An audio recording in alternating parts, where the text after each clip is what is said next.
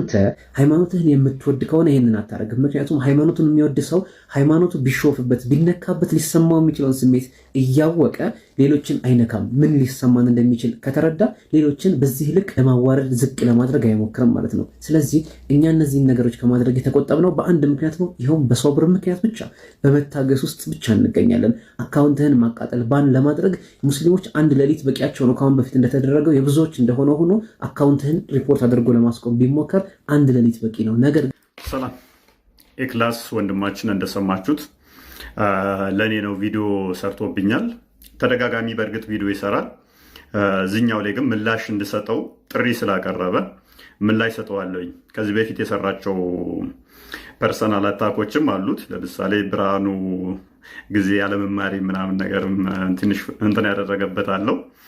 በእርግጥ ቁርአንን ከሳይንስ ጋር እያገናኘ የሚሰራ ላይ ነው። እርጋታው ምናምን ደስ ይላል።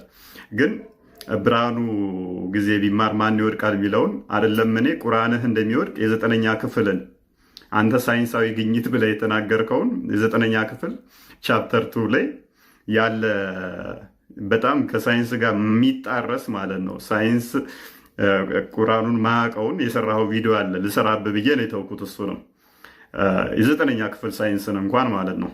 ስለዚህ እሱን ትችዋለህ። ኤኒዌይስ ወደዚህኛው ቪዲዮ ስመለስ ጥሪ ያቀረበው ምንድን ነው? በነቆራ ባይሆን በሰላማዊ ሁኔታ ቢቀርብ ጥያቄዎች የሚሉ ነው። እስማማበታለሁ። ነገር እንደገናም ደግሞ ወደኋላ መለስ ብለህ ቪዲዮዎችን እንዳያቸውም ተናግረሃል።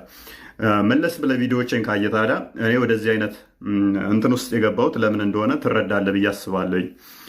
በስልጤ ዞን ላይ ክርስቲያኖች ሲፈናቀሉ የተሰራው ትክክል አይደለም። ስልጤዎች ትክክል አልሰራችሁም ይህን በማድረጋችሁ። ስለዚህ ንብረታቸውን አታውድሙ። ንብረታቸውን ደግሞ ጓደኞቻችን ምንም በማያውቁት ጥፋት ነው ይህንን ያደረጋችሁት ብዬ ስል ሙስሊሞች እንዳለ ቀወጡት። በቃ ቀወጡ። ተነካን ነገር። ይሄ ማለት ምን ማለት ነው? ለምሳሌ እኔ የማውቀው ልጅ አለ ምንም ጥፋት ያላጠፋ ንብረቱ ወድሟል እላለሁኝ። አሁንም ቀወጡት። መተተኞችና ድግምተኞችን ካላወጣችሁ ገና አንድ ክርስቲያን አይኖርም ስልጤ ላይ ምናምን ምናምን ነገር። ሌላ ድራማ ደግሞ በሃሩን ቲቪ ላይ ልጆቻችን ላይ መተት እየተሰራባችሁ ፎቶቸውና መጽሐፋቸው ቤተክርስቲያን ውስጥ ተሰቅሏል። ይሄ ምን ያህል እኛን ሊያናድድ እንደሚችል መገንዘብ ነበረባችሁ።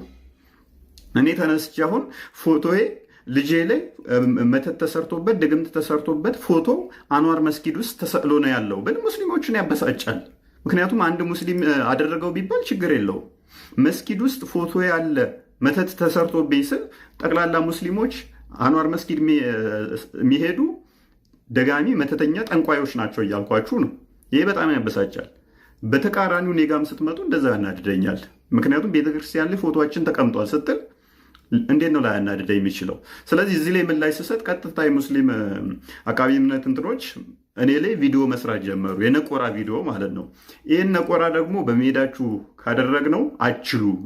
እናንተ ለዘመናት ተሸፍኖ የኖረውን ሳይተችባችሁ የኖረውን ከገለጥ ነው አትችሉም። ሳናውቅ ቆርተን አይደለም። አዲሱንም ሆነ ቁርአኑን ተፍሲራቶቻችሁን ሳናውቅ ቀርተን አይደለም። ስለማይመለከተን ነው ዝም ብለን የኖር ነው። ስለዚህ እረፉ፣ ይቅርባችሁ አልኳችሁ። አሻፈረን አላችሁ፣ ቀጠላችሁ። ደጋግሜ ይብቃ ብያችሁ ነበር። ከዛ ቀጠለን። ከዛ በኋላ ምላሽ ወደ መስጠት ስንሄድ እየየ ሆነ ማለት ነው፣ ማልቀስ ሆነ። ስለዚህ እያንዳንዳችሁ ወደኛ ላይ የምትተኩሷን ነገር እናንተ ላይ ምላሽ ሲሰጥ ሊያስለቅስ እንደሚችል፣ ሊያናድድ፣ ሊያባሳጭ እንደሚችል እናውቀዋለን። ሳናውቀው ቀርተን አይደለም። ስለዚህ ምን ነበር መሆናል? አስቀድመ ወደ ሰዎች ጣትህን ከመቀሰር በፊት እኛስ ምን እያደረግን ነው ማለት ተገቢ ነው።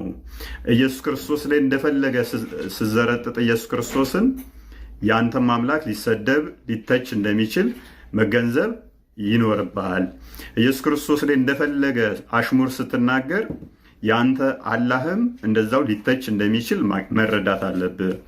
ጳውሎስን እንደፈለገ ስተቸው ስትሰድበው የአንተ ነቢይ አይነካ ማለት አይቻልም። ምክንያቱም የትኛውም ሕግ አይፈቅድልህም ያንን ስርዓት። እኔ አንተን ልተች አንተ ግን የኔን አትተች አይሰራም፣ አያስኬድም ማለት ነው። ሕጉም አይፈቅድልህም። ከዛ አንጻር ነው።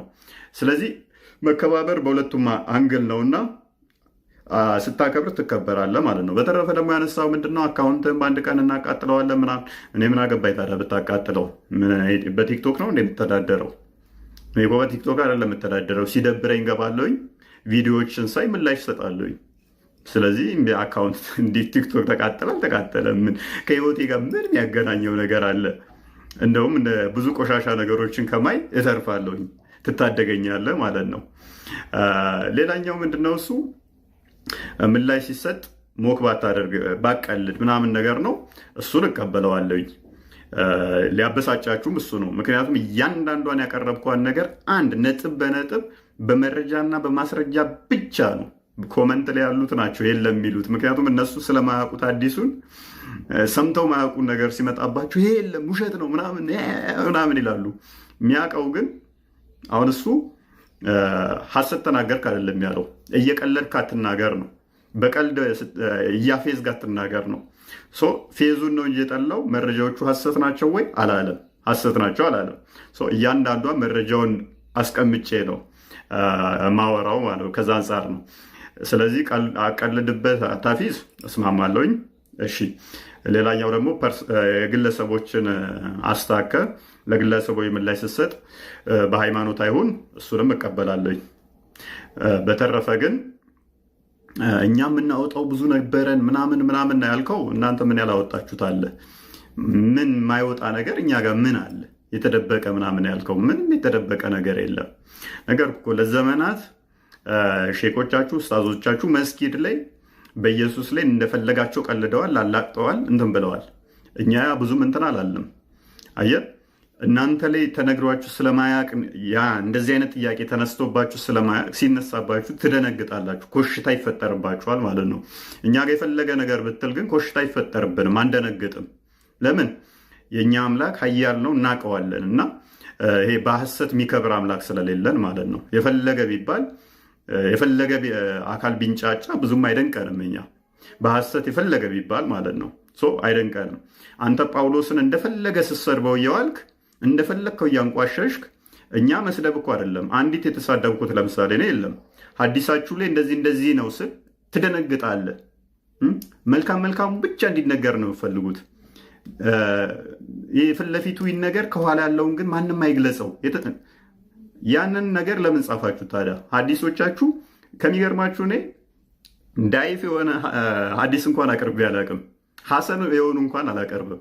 ሳሂ የሆኑ ሐዲሶችን ነው የማቀርበው። ለክርክር እንኳን እንደማይመች ጠንካራ ተቀባይነት ያላቸውን ማለት ነው፣ ግዴታ ሊቀበሏቸው የሚገቡ ሐዲሳትን ነው የማቀርበው። ስለዚህ የጻፍከውን ስጽፈው ያልዘገነነ እኛ ስናነበው ሊዘገነን አይገባ። ስለዚህ አሁንም ምንድነው እሱ የሚያስማማን? አንተ ለምሳሌ እኔ ክርስቲያኖችን አልተችም ማለት አትችልም። ስተች ነው የምትውለው። አትንኩን እንከባበር ላልከው ደግሞ ቁርአንህ እኮ አስቀድሞ ክብራችንን ነስቶናል። ሱራ አልተውባ 9ኛው ምዕራፍ ቁጥር 30 ላይ ክርስቲያኖችንና አይሁዶችን አላህ ያጥፋቸው እያልክ እኮ በየቀኑ ትላለህ። ክርስቲያኖችንና አይሁዶችን አላህ ያጥፋቸው ስትል እየመረከኝ ነው እንዴ? እየባረከኝ ነው እንዴ? እየረገምከኝ እኮ ነው፣ እየሰደብከኝ እኮ ነው። ሱራ 98 ቁጥር 6 ላይ ከፍጥረት ሁሉ ክፉዎች ትለናለህ እኮ። ከፍጥረታት አንዱ ሴጣን ጋኔን ነው፣ ጅኒ ነው። ከሴጣንም በላይ ክፉዎች ክርስቲያኖች እኛን ትላለህ፣ የመጽሐፉ ባለቤቶችን። እንደዛ ስትለን እኛ እልል አሜን ምናምን እንበል አንልህም። አየህ ምላሽ ልንሰጥ እንችላለን ማለት ነው። ይህንም ምክር አሁን ትይዝና በእኔ የሰጠው ምክር በጣም ቤስት ነው፣ ለጓደኞችም አድርስላቸው። በተረፈ ግን ከላይ እንዲሁ ሲታይ ምክርን ፖዚቲቭሊ ተቀብየዋለኝ።